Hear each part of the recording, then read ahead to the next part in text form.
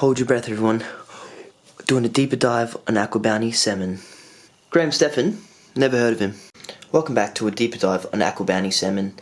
Okay, so we're going to go through exactly how they modify the fish. It's pretty much, there's a gene where the fish doesn't grow as much in winter, and in summer grows more, but now they've made it so it grows in winter, summer, all year. That's why it grows twice as fast. So we're going through the financials. Has anything changed with Aqua Bounty Salmon?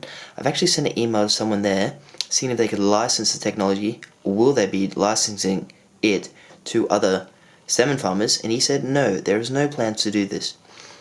And then I've sent an email now saying, why is there no plans to do this? And I'll comment below when I get a reply from him, because I'll probably upload this video beforehand.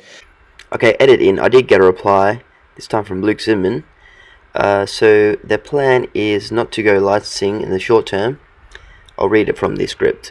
For initial facilities to prove out the model, control all conditions plus growth, and realize the full profit potential unlocked by our Aqua Bounty Salmon, we will be building own operated facilities in the future that could shift to a more capital light license model.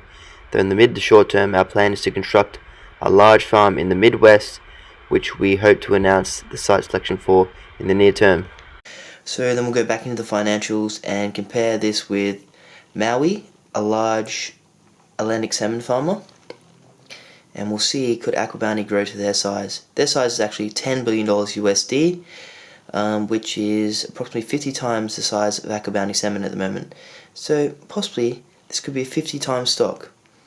Now the growth in the next decade could be as planned as I said in the last video, but then after that it could keep growing and growing and growing and growing more and more. And I think in the future people are not going to care as much about is it a GMO salmon or not. And another thing, the fish in the ocean are going down. They're getting less fish out of the ocean. They're going to need that fish from somewhere. The population is increasing, and that's why I think Aqua Bounty Salmon is going to be a good investment for now, the next 20 years. So down below is going to be the points for the video, so you can skip ahead to the ones you want to see. And yeah, like and subscribe. And that's it. Would you eat a genetically modified fish? Here's a quick video saying that it's exactly the same.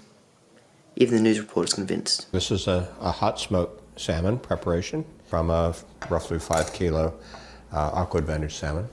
He gave me a taste of the product. It's delicious. It's very good.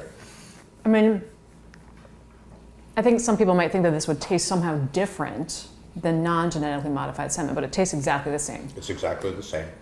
Here's a video on exactly how they modify the fish to make it grow faster. A salmon's growth hormones are more active during certain times of the year. Fletcher thought, what if he could get the hormones to stay active all the time? He took DNA from a fish called an ocean pout, which produces a special protein all year long that helps it survive in frigid waters. Fletcher took the DNA that keeps those proteins turned on and running and connected it to a salmon growth hormone gene, which had the effect of keeping the growth hormone on. Now it's free to run summer and winter if you wish, all year round. Fletcher inserted the gene into his salmon eggs and waited to see what would happen. So in the spring of 1990, we saw some big ones. So we said, ooh, maybe it's that. Just like somebody in love, baby. Okay, I'm just going to take a section out of my last video here for the financials. And then at the end, I'm going to do a recap and how my views are slightly changed. And also compare the profits to those of Mowi to get a more exact net profit from the EBITDA based on what Mowi is doing and receiving. Although they are slightly different to Mowi, I understand that. So I'll go through this from the last video again and then do a recap at the end. So before I go with their future roadmap and where their earnings might be in 2028, just like to let you know that they did a share issuing this year, gave them $14.5 million in cash. Also this year they'll be bringing out the sale of their first fish, so they'll have some revenue from that, increasing to their balance sheet. As I said before, it takes 4 to 5 years to pay back the farms, and then they'll go into profit. Next thing, so they burnt through, or net loss was 6.6 million last year, so that 40 million should last them a few years, as well as have the revenue coming on from their fish farms. So they're in pretty good financial state at the moment. And now we'll go through their future growth map and where their earnings might be in 2028. So what you're came for the financials, we're going to look at these slides, this one and the next one, and then we're going to do some calculations and see how much money we're going to make, or could make, over the next 8 years or so.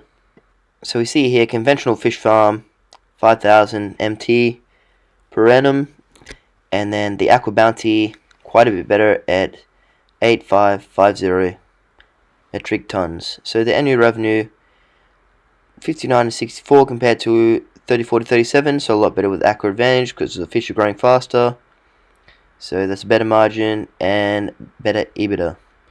So we're looking at 25 to 30 million EBITDA annually per fish farm. So remember this, and we'll go look at their roadmap now, where they're heading in the next 8 years.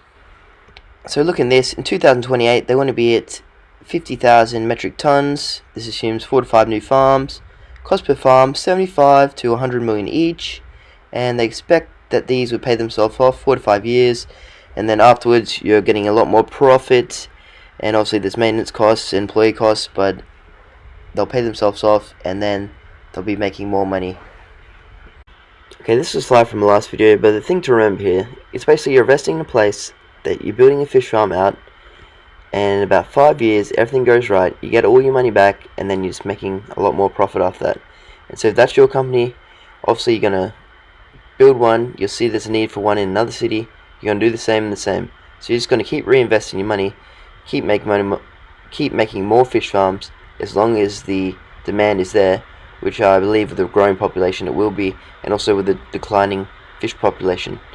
So 2028, yeah, we could see a market cap of 1 billion, or they could maybe raise more money, grow faster, or they could grow a bit slower, who knows. But yeah, they'll just continue to reinvest money and grow.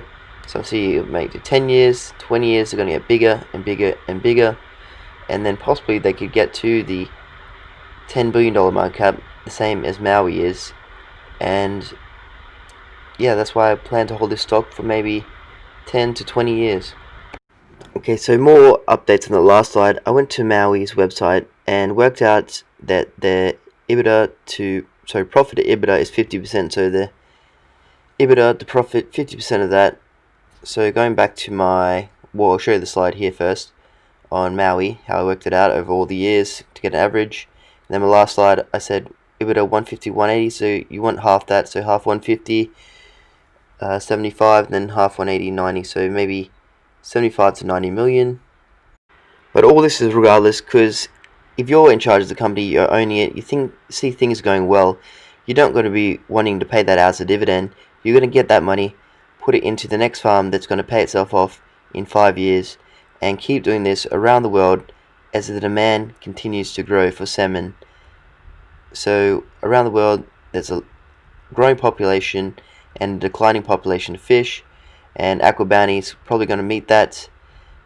So as I said, it could be a 5-time stock in the next 10 years, though they can just keep continuing to grow with the demand and perhaps become the next Mowi, a $10 billion USD stock, which is a 50-time stock for them from this price point. So time will tell. I'm going to be invested. Good investments, you don't sell them, you just hold them.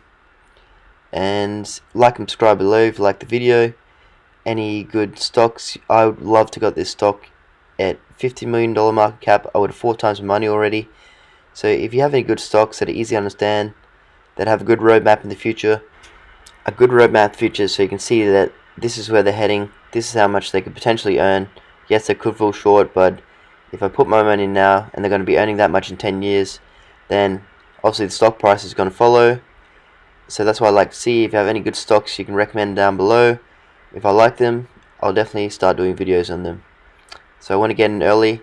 Another stock I talk about, Novonics, great stock. They've got quite a bit, so the multiple return is being diminished.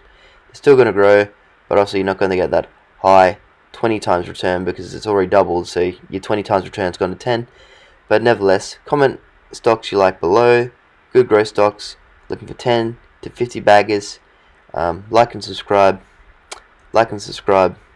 Anything else I missed? Okay, and I'll see you in the next video.